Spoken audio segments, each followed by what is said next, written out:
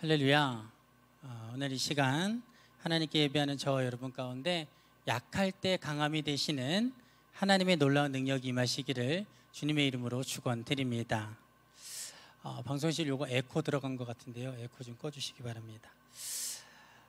여러분 얼마 전에요 아침 라디오 프로그램에서 연세대학교 명예교수이신 김영석 교수님의 인터뷰가 있었습니다. 여러분 혹시 들으신 분, 혹시 기사로 보신 분 계십니까? 그 김영석 교수님이 올해 103살이세요. 여러분 놀라지 않으시네요. 103살이신데 아직도 정정하십니다. 그런데 그분이 그 인터뷰 가운데 무엇을 말씀하셨냐면 이런 말씀을 하셨어요. 본인이 14살 중학생이 되었을 때에 그 교수님의 아버지가 그 교수님에게 이렇게 말씀을 하셨대요.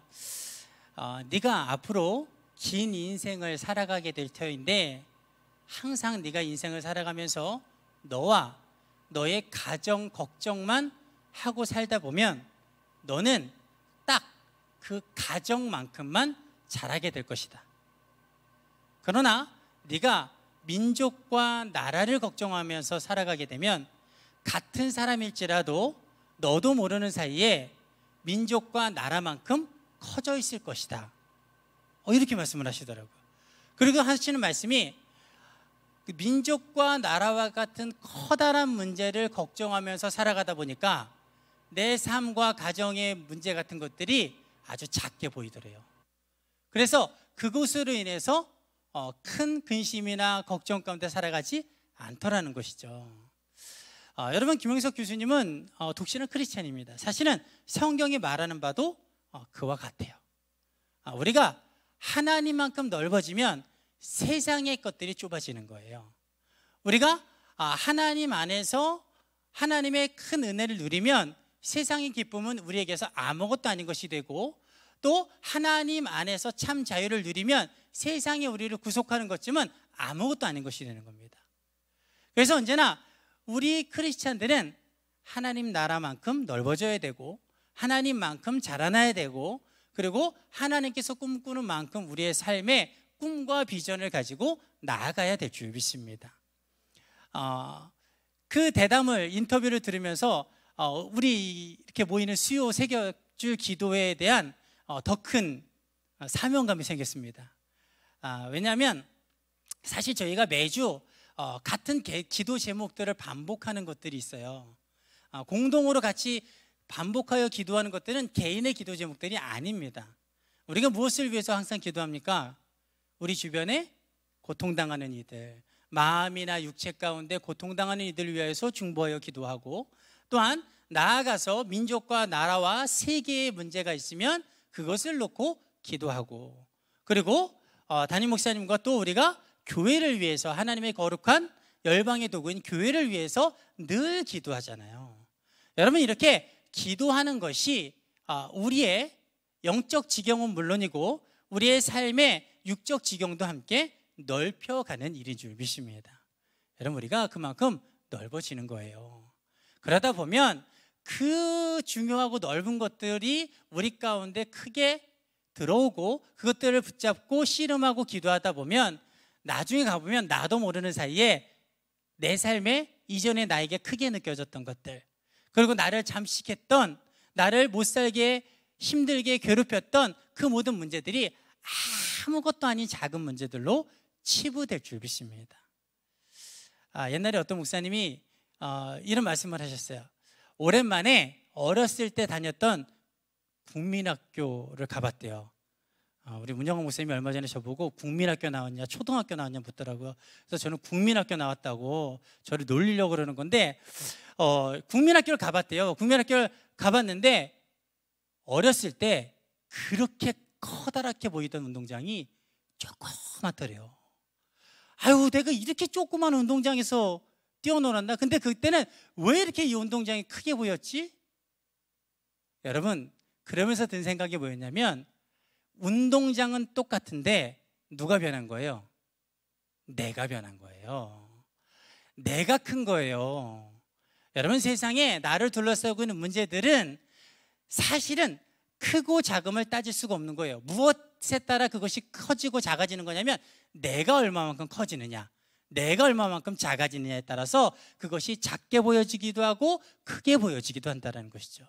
우리는 매주 수요일마다 열방을 끌어안고 커지고 있는 사람들이죠. 믿습니다.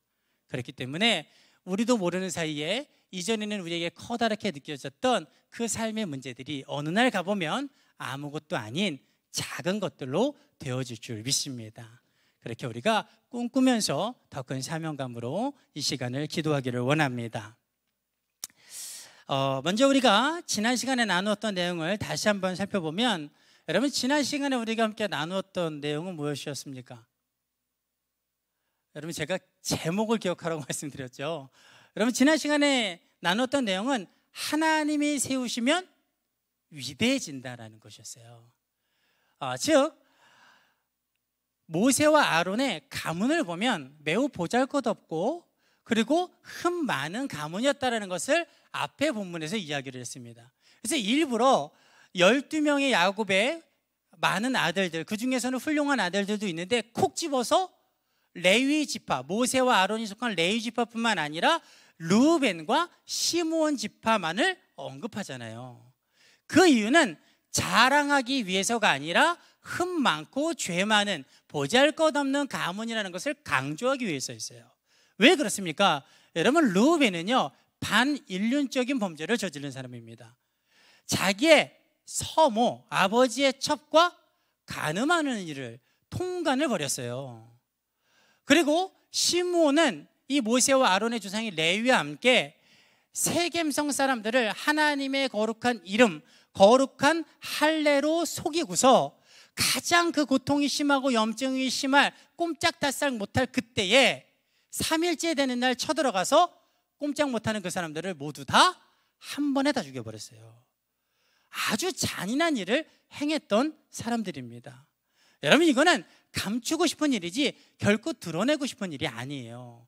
그런데 그 가문과 그 집안 가운데 가장 치욕적이고 가장 부끄러운 그런 것들을 성경은 일부러 언급을 하는 거예요. 왜 그렇습니까?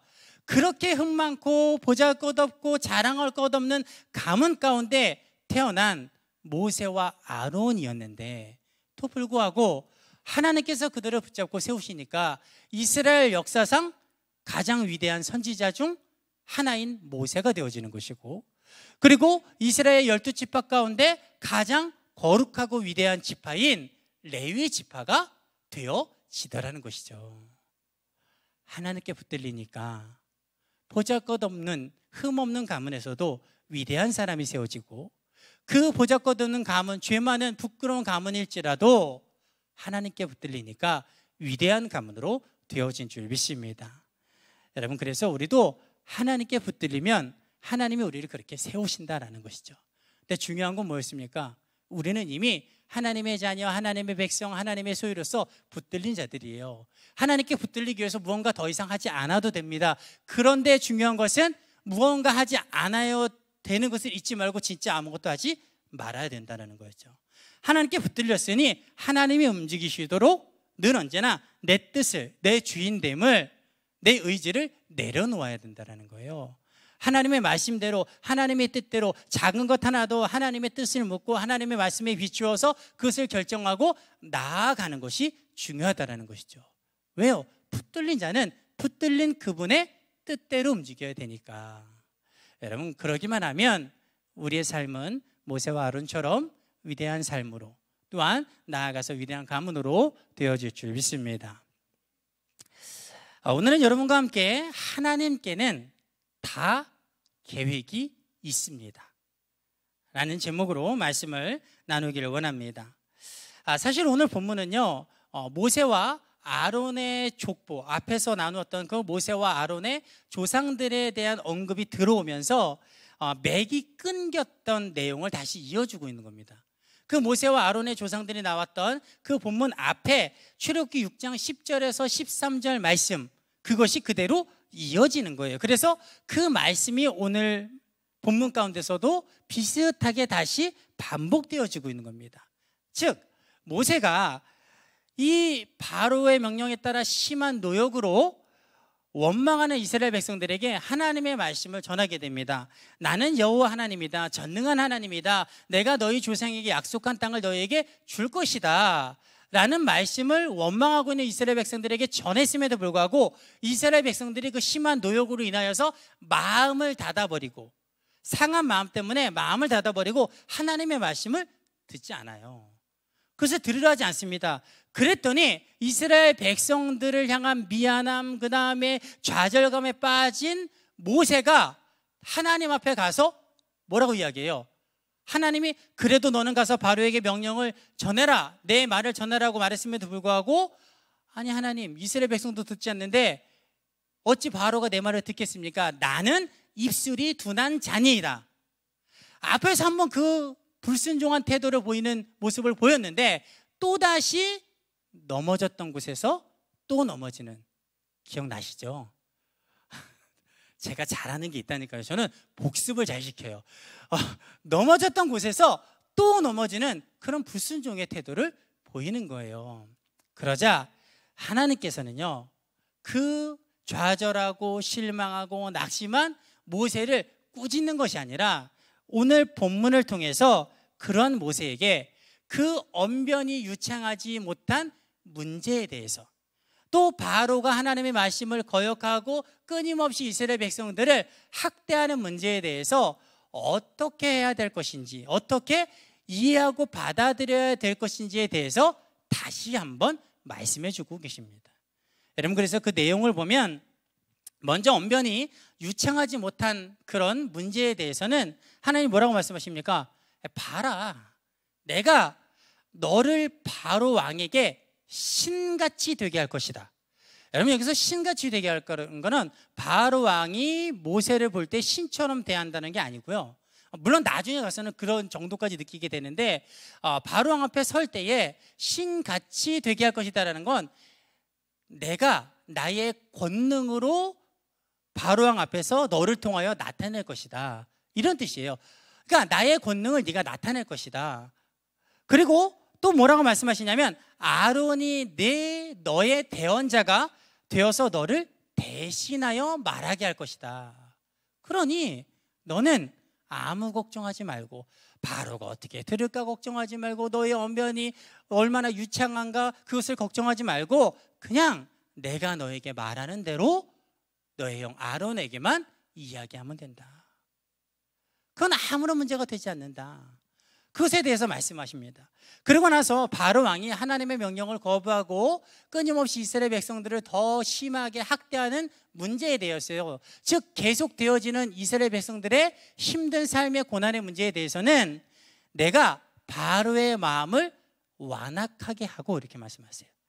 여러분, 여기서 완악하게 한다라는 것은 하나님께서 주동적으로 일부러 완악하게 만들었다는 뜻이 아닙니다. 언제 기회가 되면 요 구절만 따로 한번 설교할 기회가 있으면 좋겠는데, 일부러 완악하게 만들었다는 것이 아니고요, 바로 왕의 마음이 완악해져 가는 것을 그냥 내버려 두셨다는 거예요.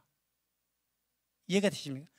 그러니까 내가 일부러 완악하지 않은데 완악하게 만든 것이 아니라 하나님을 향하여서, 하나님의 말씀을 향하여서 끊임없이 완악해져 가고 있는 완악한 상태인 그 바로 왕의 마음을 바꾸지 않으시고 그냥 내버려 두셨다라는 거예요. 그 상태로 내버려 둠으로써 표적과 이적을 애굽 땅에 행할 것이다. 그러나 그래도 바로 왕은 너희를 보내지 않을 거다. 그래서 내가 그 내 말을 듣지 않는 바로 왕의 그 불순종하는 태도를 보고서 애굽 땅 가운데 이제는 표적과 이적 정도가 아니라 큰 재앙을 내릴 것이다. 그리고 나서야 바로 왕이 너희를 애굽 땅에서 내보내게 될 것이다. 그리고 결정적인 목적이 있었죠. 그게 뭐냐면, 그렇게 됨으로써 그들이 내가 여호와 하나님이라는 것을 깨닫게 될 것이다. 하나님께서 궁극적인 목적과 앞으로 되어질 과정들에 대해서 말씀해 주시는 거예요. 사실 이것은 앞에서 이미 하나님께서 모두 다 언급하셨던 말씀들이에요. 그런데도 불구하고 다시 한번 아론을 모세에게 붙여주신 이유, 또 앞으로 되어질 일들과 그 목적에 대해서 이 모세와 그리고 원망하고 있는 이스라엘 백성들에게 다시 한번 설명해 주셨다는 것이죠. 왜요? 그렇게 함으로써 그들이 위로도 받지만 깨닫기를 원하셨다는 거예요. 뭘 깨닫기를 원하신 겁니까? 하나님께는 다 계획이 있으셨다라는 거. 하나님께서는 다 계획을 가지고 계셨다라는 거. 그냥 되어지는 대로 그냥 내버려두는 하나님이 아니라 지금 바로 왕이 심한 학대를 행하고 그것에 대해서 하나님께서 아무것도 하지 않으시는 것 같은데 사실은 그게 아니라는 거예요. 하나님께는 언변이 유창하지 못한 모세를 보낸 것도 계획대로 보내신 것이고, 그리고 이스라엘 백성들이 더 심한 학대를 당하게 될 것도 하나님은 이미 아시고서 그에 대한 목적과 과정을 다 준비해 놓으셨다라는 거예요. 그러니까 이 모든 것들을 다 설명해 주시는 이유는 뭐냐면, 지금 낙심해 있는 모세 그리고 원망하고 있는 이스라엘 백성들이 이러한 것들을 들음으로써 무엇을 깨달으라고요? 아, 하나님께는 다 계획이 있으셨구나. 아, 하나님께는 모든 계획이 다 있으셨구나. 이것들이 우리는 지금 앞에 일어나는 일들을 보고 급급하여 절망하고 실망하고 있었지만 이 모든 것들이 다 하나님의 계획 아래서 되어지고 있는 것이었구나. 이것들을 깨닫기를 원해서 하나님이 지금 모세를 통하여 이 많은 과정들을 말씀하고 계시다는 거예요.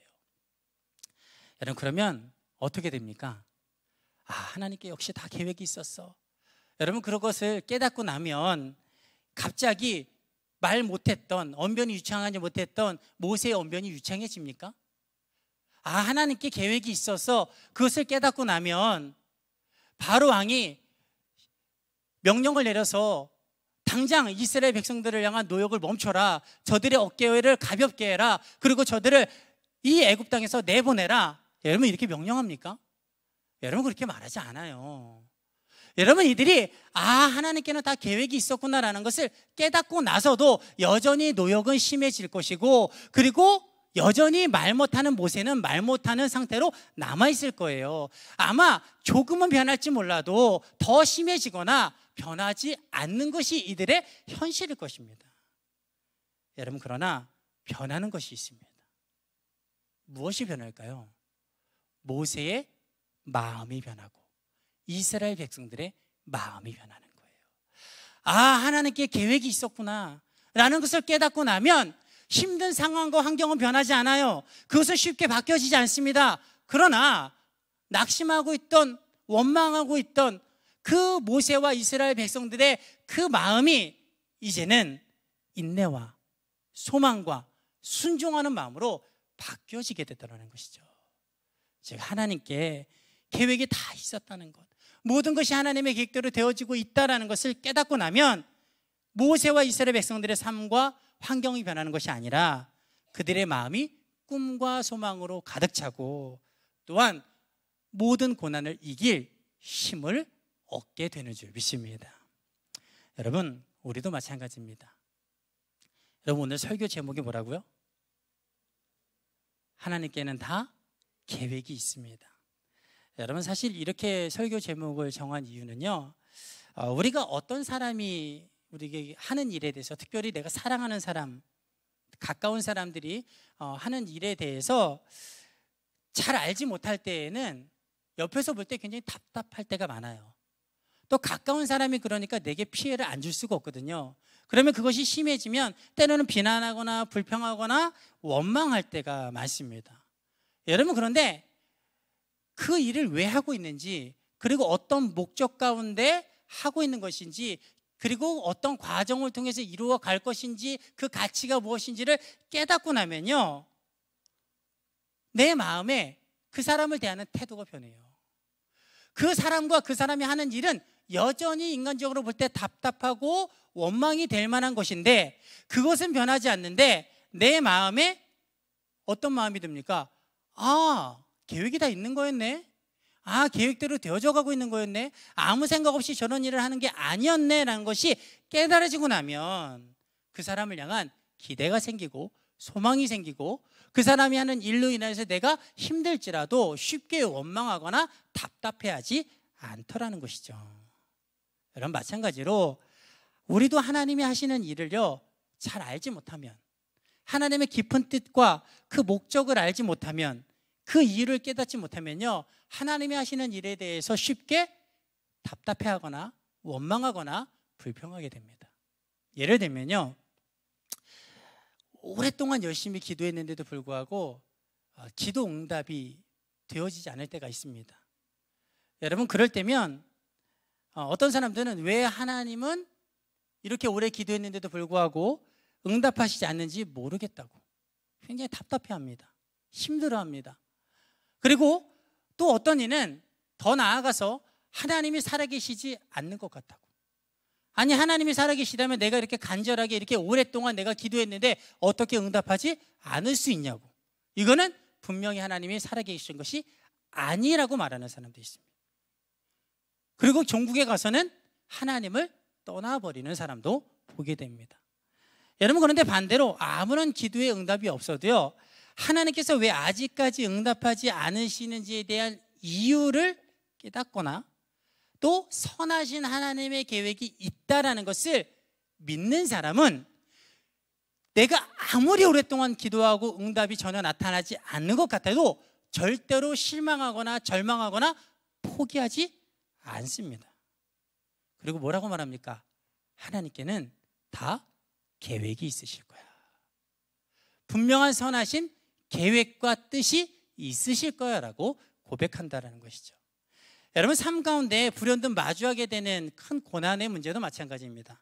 여러분, 우리가 삶을 살아가다가 뜻하지 않은 큰 고난을 만나게 되면 왜 이런 고난이 나에게 일어나는지에 대해서 깊이 고민하고 또 낙심하고 때로는 절망할 때도 있습니다. 여러분, 그러나 그러한 고난 중에서 나를 향한 하나님의 계획, 그리고 삶과 세상 가운데 역사하시는 하나님의 섭리, 그리고 그 고난을 허락하시는 하나님의 그 모든 역사와 그 모든 이유와 목적들을 알고 나면요, 지금은 그 고난으로 인해서 삶이 힘들지라도 그 고난 때문에 하나님을 향해서 원망하거나 불평하거나 절망하거나 삶을 포기하는 일이 우리에게 일어나지 않는다는 것이죠. 왜냐하면 모든 것이 하나님의 선하신 계획 아래 있다는 것을 믿고 있기 때문입니다. 여러분, 그게 믿음의 힘이에요. 믿음은 당장 현실을 바꾸는 게 믿음의 힘이 아닙니다. 현실이 바뀌지 않아도 먼저 내가 그 나를 힘들게 하는 것으로부터 이길 힘을 갖고 자유해지는 것, 여러분, 이게 힘입니다. 그게 믿음의 더 큰 놀라운 능력인 줄 믿습니다.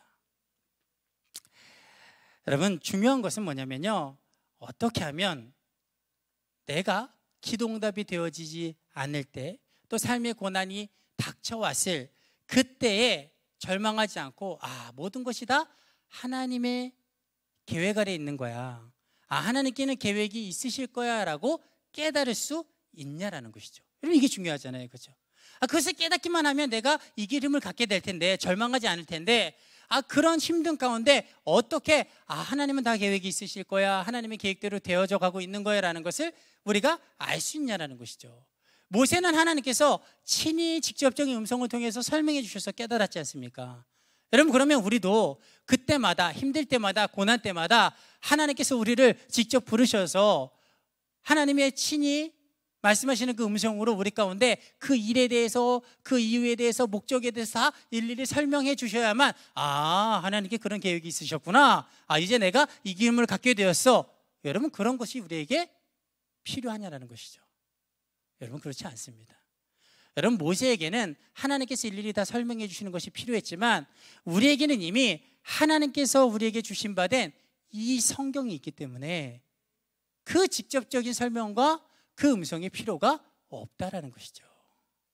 왜냐하면 이 성경 안에는요, 기도의 응답이 늦어지는 이유에 대해서, 우리 삶 가운데 하나님의 고난을 허락하시는 이유에 대해서, 무엇보다 우리를 향한 하나님의 그 선하신 뜻과 그 계획에 대해서 너무나도 많은 곳에서 일일이 다 설명하고 있기 때문입니다.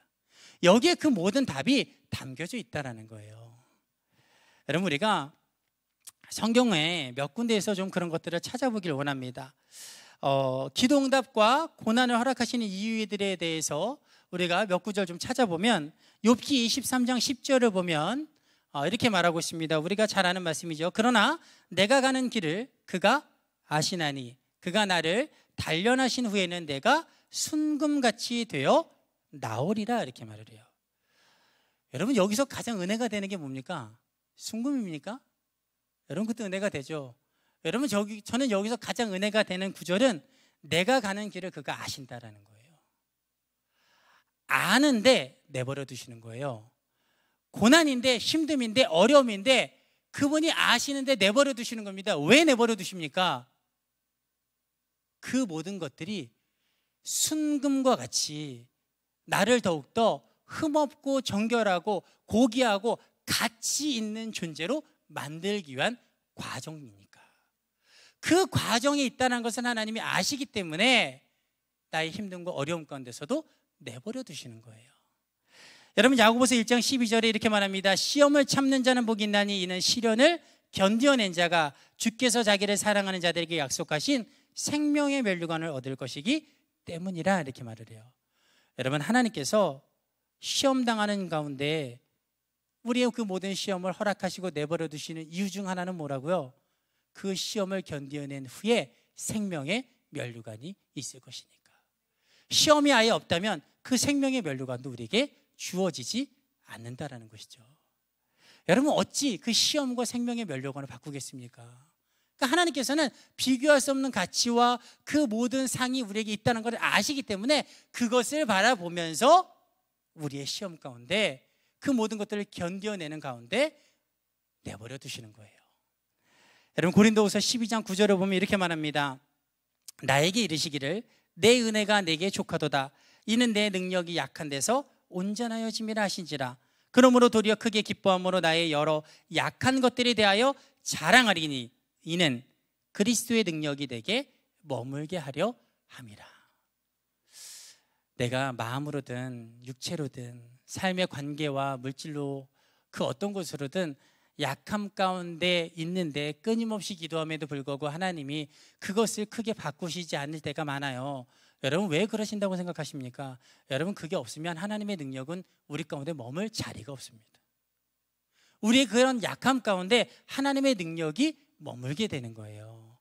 약할 때 강함이 되시는 하나님의 능력이 우리 가운데 나타날 수 있는 이유는 우리가 끊임없이 연약함을 마주하기 때문이다라는 것이죠. 여러분 예레미야 29장 11절에서 13절에 이렇게 말합니다. 여호와의 말씀이니라 너희를 향한 나의 생각을 내가 아나니 평안이요 재앙이 아니니라. 너희에게 미래와 희망을 주는 것이니라. 너희가 내게 부르짖으며 내게 와서 기도하면 내가 너희들의 기도를 들을 것이요 너희가 온 마음으로 나를 구하면 나를 찾을 것이요 나를 만나리라. 여러분 하나님이 우리를 생각하신대요. 우리에게 늘 무언가를 주시고자 생각하시는데 뭘 주고자 생각하신다고 말합니까? 재앙입니까? 여러분 아니에요. 하나님이 우리에게 늘 주시고자 생각하고 계신 마음에 품고 계신 것은 재앙이 아닌 평안이고 그리고 놀라운 미래이고 그리고 희망인 줄 믿습니다. 하나님 우리에게 그것을 주고자 하시는 거예요. 그리고 너희가 나에게 와서 기도하면 내가 응답하겠고 내가 너희를 만나리라 말씀하셨잖아요. 여러분 그런데도 불구하고 우리의 삶 가운데 하나님의 응답과 하나님의 만나지 못함과 같은 그런 좌절과 그리고 재앙과 같은 것들이 일어나는 이유는 무엇이었겠습니까? 거기에는 다 이유가 있는 거예요. 하나님이 원래 그러한 분이 아닌데 그런 일들이 내게 일어난다는 것은 더 선하신 그 뜻 가운데 내게 더 큰 유익을 위한 이유가 있는 거죠. 여러분 철들고 나서 부모님을 바라볼 때 철들기 전과 180도 다르죠. 철들기 전에는 왜 자꾸만 부모님이 내가 하고 싶지 않은 저런 것들을 하라고 하는지 몰랐어요. 그런데 철들고 나서도 이해가 되지 않는 부모님의 말씀이 있는데도 불구하고 그것을 내가 묵묵히 받아들이고 감수해냅니다. 그것에 대해서 불평하지 않아요. 왜 그렇습니까? 이유가 있다는 걸 아는 거예요. 부모님이 나에게 언제나 선하시고 나를 사랑하기 때문에 나에게 좋지 않은 것을 주는 분이 아니다라는 것을 깊이 신뢰하고 있는 거예요. 그렇게 부모님을 신뢰하고 있으니까 부모님이 내가 이해하지 못하고 감당할 수 없는 걸 내게 던져도 내가 그것을 받아들이고 감내하는 거예요. 여러분 마찬가지입니다. 여러분 하나님은요 변하지 않으세요. 신실하신 분이십니다. 우리를 향해서 언제나 좋은 것을 주시길 원하시고 선하신 뜻과 계획을 알고 계시고 그리고 우리에게 유익이 되지 않는 것은 단 하나도 허락하지 않으시는 분이세요. 믿으십니까? 그런데도 불구하고 그 하나님의 손에 붙잡혀 사는 우리의 삶 가운데 내가 용납할 수 없고 내가 견디기 힘든 고난과 또 기도 응답이 일어나지 않는다는 것은 무엇이겠어요? 하나님의 그 선하신 뜻이 거기에 숨겨져 있는 거예요. 지금은 힘들지만 나를 순간과 같이 만들기 위해서, 지금은 힘들지만 그 고난이 내게 생명의 면류관으로 바뀌어질 만한 가치가 있으니까 나를 더 자라가고 나를 더 견고하게 하고 이 세상으로부터 나를 자유하게 하고 세상에 속한 자가 아닌 하나님에 속한 자라고 만드는 그 모든 과정 가운데 있는 것이니까 하나님이 줄 수 있음에도 주지 않으시고 하나님이 알고 있음에도 나를 돕지 않으시고 하나님께서 응답할 수 있음에도 불구하고 응답하지 않고 계시다라는 거예요. 여러분 이 사실을 우리가 좀 믿었으면 좋겠습니다. 여러분 저는 이것을 믿고 나서부터는 기도 응답이 안 되면 마음에 더 큰 기대가 일어나요. 왜 더 큰 기대가 일어나는지 아십니까? 하나님은 나에게 좋은 걸 주기를 원하시는데 그리고 언제든지 모든 것을 응답하실 수 있는 하나님인데 기도를 하면 들으시고 주시고 능히 하실 수 있는 하나님이 안 하셨어요. 그럼 이유가 뭐겠습니까? 더 좋은 게 있다는 거예요. 내가 지금 원하는 것보다 훨씬 더 좋은 걸 주기 위해서 이걸 주지 않으시는 거예요. 더 좋은 때에 더 많은 것들을 주시기 위해서 지금 응답하지 않으시는 겁니다. 그러니까 더 큰 기대가 일어나는 거예요. 와, 도대체 얼마나 더 큰 걸 주시려고 이걸 응답하지 않으시지? 아니 얼마나 더 놀라운 걸 나에게 부어주시려고 이 고난을 지속시키시지?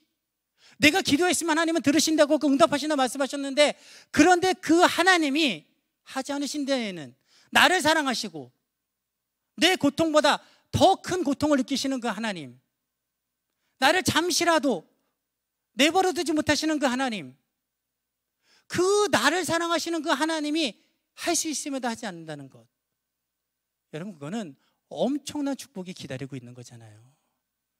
여러분 우리가 힘듦과 어려움과 기도 응답이 늦어질 때마다 언제나 선하신 그 하나님, 그 하나님의 계획과 그 신실하심을 바라보기를 원합니다.